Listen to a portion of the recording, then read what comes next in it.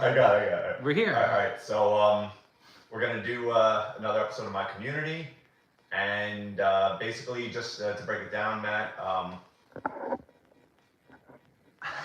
Hi everyone, and I want you to give an introduction to yourself and let the audience know who you are, and then at the end do a little like advice, like give some worldly advice, and whatever today's topic is, give some advice on that as well to bring it all home. But Okay. we're gonna go live on the actual podcast now in 5, 4, 3, 2.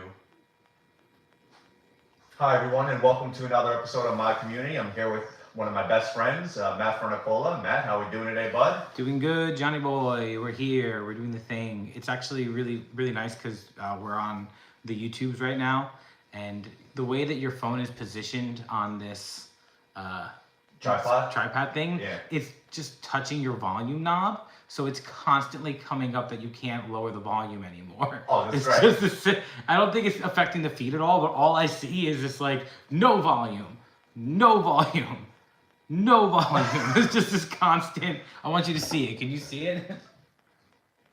Yes, Yeah. that's probably really good for the phone. It's not good for your phone. We should probably fix this, but it's kind of too late. Okay, we're in it now. It's probably bad for your phone. Really bad. Yeah. Yeah. Okay. Yeah. Is there a way to fix it? Yeah, maybe fix it and just move it a smidge. I don't know, man. I don't know. All right, we're done. We did it. So thank you for coming to this episode. I've been Matthew Fernicola, and we'll see you next time. All right, we did it. All right, so...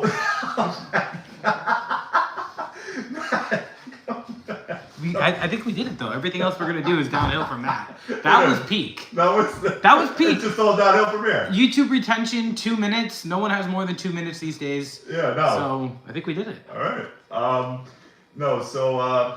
Matt, before we get into today's topic, we should I don't even really know what we're talking about, but why don't you tell the audience about yourself, big guy? Hey, what's going on? I go by Fern. I like to go by Fern.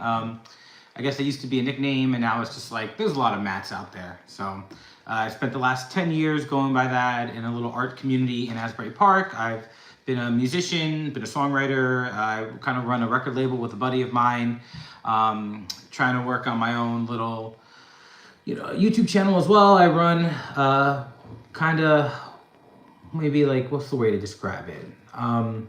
A fantasy of mine is to be like a reality TV show runner, and I have like my own like pilot. We'll call it a pilot. I got 4 seasons of a game show that I've run as well. So I like to think I'm a creative person, but then I work a day job where I just put on the suit and sell the thing. So I'm also a capitalist whore. That's my boy. My boy. Sticking to it. That's it. All right, buddy. Sell out, baby. This is how to sell out 101. Step 1, give up on your dreams. It's over. Step 2? Sell out, baby. Show up to work and call it a day. Oh my God. Maybe go on 2 vacations a year. Die. Dies in like 40, 30 years, whatever it is. That's all life is. Oh man. So Matt, I know when we briefly talked on the phone, you said you wanted to talk about the imperfections of life and just getting shit out there, because we always talk about, especially when it comes to our creative projects and just doing stuff in general, we're both very much just doers, and I don't think me and you stress on the fact that things need to be necessarily perfect, and we just like to get things out in the ethers and just hope for the best. Yeah, I mean, there's definitely a bar in life. You want to be like figuring out what that bar is for you, but there's something perfect about imperfections, especially in a day of like AI kind of taking over a little bit more, where everything is grammatically perfect, but I hate those dashes that I see in ChatGPT. And like maybe the art that from AI is technically perfect, but sometimes there's like no soul inside of it. So I was taking a class in college, so close to 10 years ago now. I went to school in Boston, and I was taking an arranging class, like how to like arrange arranging in music. Sorry, it's different than just arranging in general. It's like how to write for horns and strings, and then they do these things called MIDI mock-ups.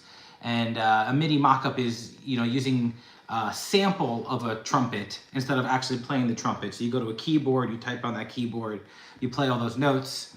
And that technically is perfect. Each note is perfectly in tune. Each note is perfectly aligned with the other. You can make it the exact length that you want it to be.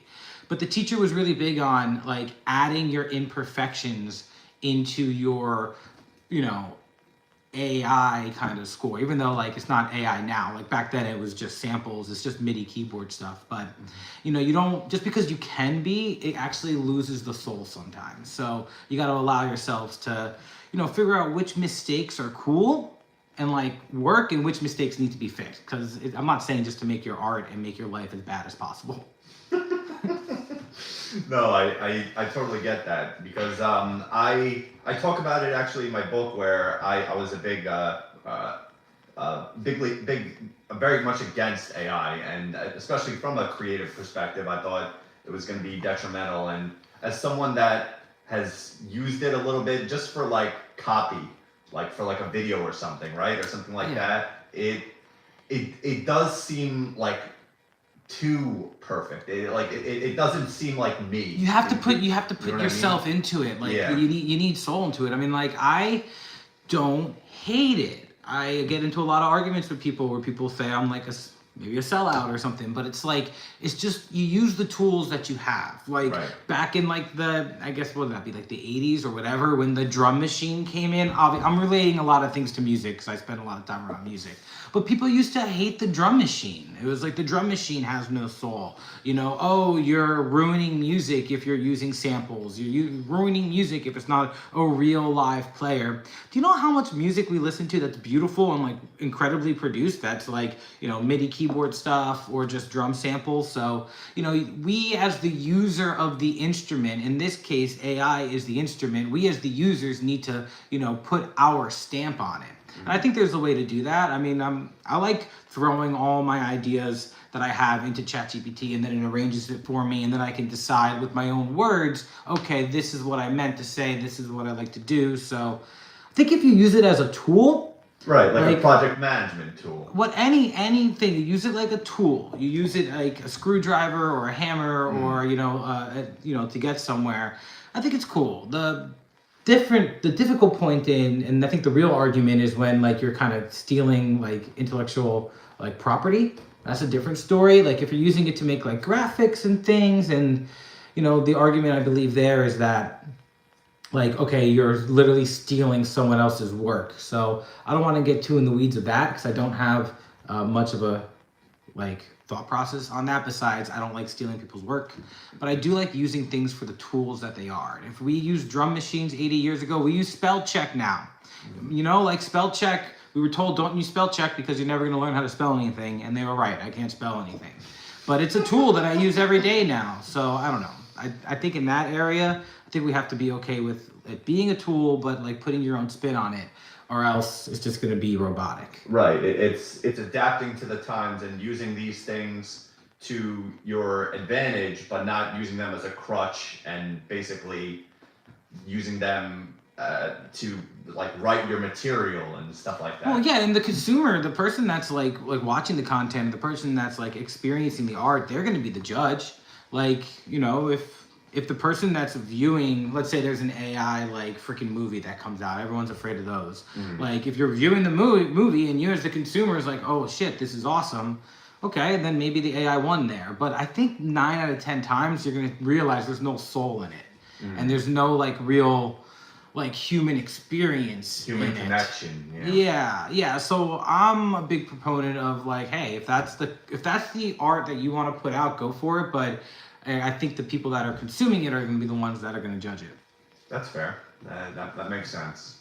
So Matt, why don't you tell us more about your Foes of Fern journey and also Survive Fern as well, and how that's transformed your life. Yeah, I mean, we all have different versions of ourselves, and like what I like about art and creativity and everything, it allows you to be the version that you want to be. John, you decided you wanted to be a book writer, so what did you do? You wrote a book. Okay, now I'm a book writer. I wanted to be a musician. I wanted to be in a band, so I had to make my own band. I wanted to have my own little reality TV show. It's not like call it a YouTube channel, I guess, reality YouTube channel show, I guess, whatever it's called. But like now I spent 4 years and I built it up. So I like that it gives you the chance to be the person you want to be when we have to work jobs and be the person we don't want to be. I mean, I have a buddy of mine that like every time I talk to him, he has like a new job and it's like, whatever, I'm just on to the next. And it's like, it I wonder who that is. Yeah, yeah. Well, it's because the job doesn't define you. And even if it does, if you have to work one for 25 years, 30 years to like do what's right for your family and, you know, support people, that's great. But, you know, having your creative outlet allows you to be both things. You can be the salesperson, but also be, you know, the guitarist or the book writer or the dancer or something. You have to accept all versions of yourself. So that's what those two projects do for me. And for a long time, when I was younger and when I was creating, I needed everything I did with those projects to be perfect. I needed like the band to be as tight as possible. And if there was like one mistake at a show, I'd like freak out about it. And like I wouldn't perform the song until it was like 100% done, or I wouldn't release an episode until it was the best I can do. And there is a lot of merit to that. There is a lot of merit to that. But sometimes it gets to a point where you just start making things different. And that's kind of the whole like perfect imperfection things I was talking about before. Like once you realize you're just making it different and you can't like get it to this pristine thing, just let it live. Let it live, let it breathe. And then, you know, you'll be able to see it. And I've been doing that more recently with both of those projects. And it's just been nice. Like we've been playing more fun shows. The band's been sounding better because of it. I'm putting out more seasons of my show. I mean, we just filmed the 4th one, which was awesome. And we didn't let like not having the whole idea before creating it stop us.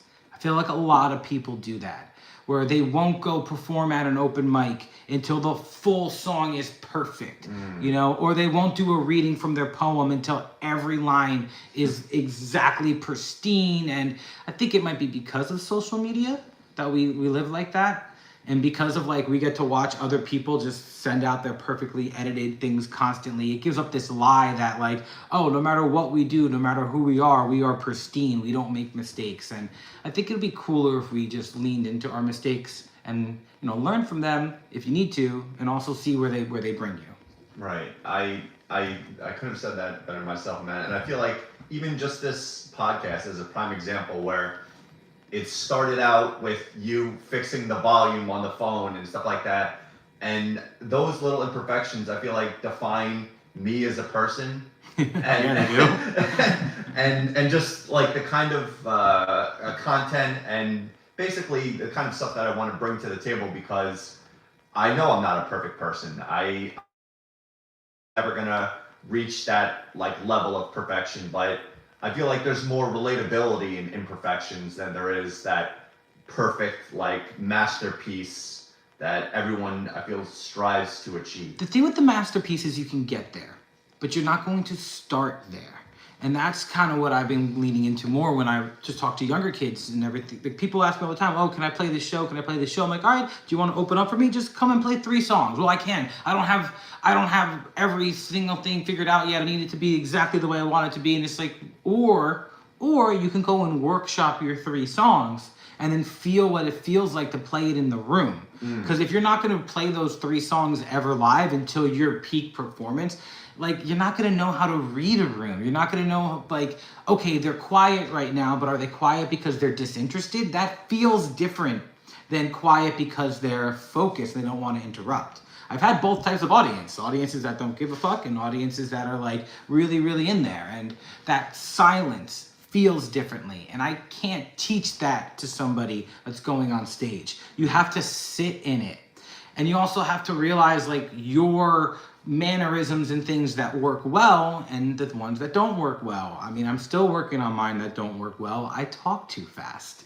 And if you notice in the past 30 seconds, I remembered, oh no, I talk too fast. So I'm not saying to just like live with your imperfect life and like never fix it, but don't let it stop you like enjoying the moment.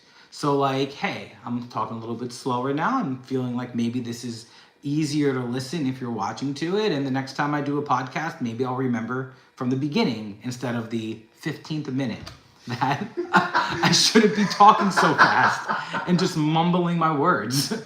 Yeah, it's I mean, that goes into we learn from our experiences and we learn from our mistakes, dude. I mean, a lot of what we do and a lot of that what transpires in life are all learning experiences and growth moments. And for you, I guess that was that was a growth moment to just 34 years old, baby, still running yeah, around no. in circles. Dude, Gotta work you're hard. gonna be growing till you die, big guy.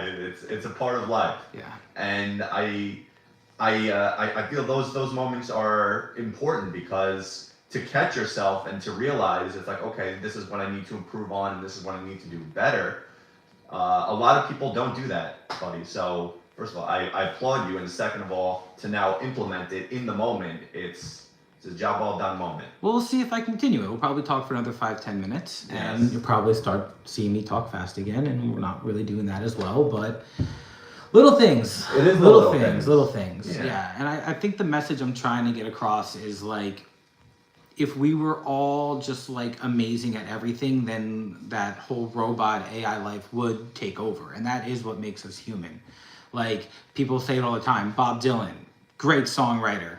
Maybe not everyone's favorite singer, you know, but still no one sings and feels like Bob Dylan. It sounds like him. Jimi Hendrix, great guitar player, fantastic. Like, but singing wise too, people comment on his singing always, but I'm just like, why do you need this? Do you have to have the singing capabilities of like the greatest opera singer ever, and also the virtuoso guitar skills that he has? It's like when you play backyard baseball, and like not everyone is going to be Pablo Sanchez. Dude, okay? Pablo Sanchez was the best. But Pablo Sanchez still, in the original backyard baseball, was not perfect fours on everything. He had a 3. No, he did. I think it was pitching he had a 3 in.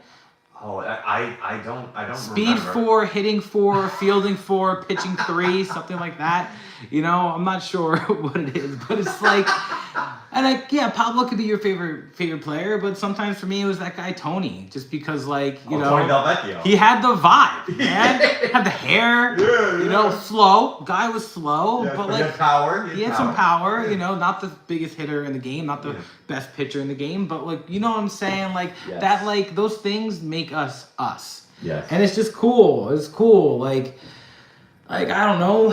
I could have somebody, if I wanted to make the best song I could make, I guess I could just hire someone else to write the lyrics. I could hire someone else to mix and master it. I can hire someone else to come up with the art direction. But you start like losing yourself. And I do like having a team. Going back to my band, like we are a 13-piece band and we have people that we go to work on things, but you have to have your own identity. You have to have your own identity, and you can't be afraid of your not being the best in the world to take away from your identity. Because if we were all just the best, then there would be no room for growth. I don't know. Oh no, dude, that was a good cap off. And to finish all this, I don't know, because that was kind of advice at the end. I as I mentioned, we always kind of ask our guests basically about what worldly advice about the topics we discuss can you give, and just what general advice about life in general, because you've had a wacky life, man. I like working within the box. I like working without the box. You know, like for example, I found like an old guitar the other day, and it only had like 5 strings on it. Half the frets weren't really working. So if you like go too high on the guitar, it starts buzzing. But it kind of sounded cool, and like I kind of liked that missing that middle string opened up my voicings, and it like allowed for like a little bit of space in between some of the notes, and I ended up writing like a 2 to 3 minute instrumental piece on it, and I just loved it. I love like this little instrumental thing that I never would have written if I was playing a guitar that was perfectly in tune with every fret working, with every string on it. So I think my giveaway is limitations create art. Like, I'm not saying to like limit yourself to only have like 1 string on a guitar and be out of tune, but like, you know, understand your capabilities, and maybe just have some fun sometimes. John and I like to play Nazi zombies. Sometimes you play it where you don't touch the ray gun and just see how you do. Sometimes you play it that you have to use these guns. It just allows you to have a different experience. It allows you to approach things differently. It's how I like to write with my band. So I know that if there's a melody line I like, and it's too high for my trombone player, I'm not going to give it to the trombone player because the trombone has limitations. I'll give it to my clarinet player. I'll give it to my trumpet player. I'll give it to my violinist because that line fits within that. So really learn like what your wheelhouse is. Learn where you work well in and learn where other people's work well and build together and, just be okay with the imperfections.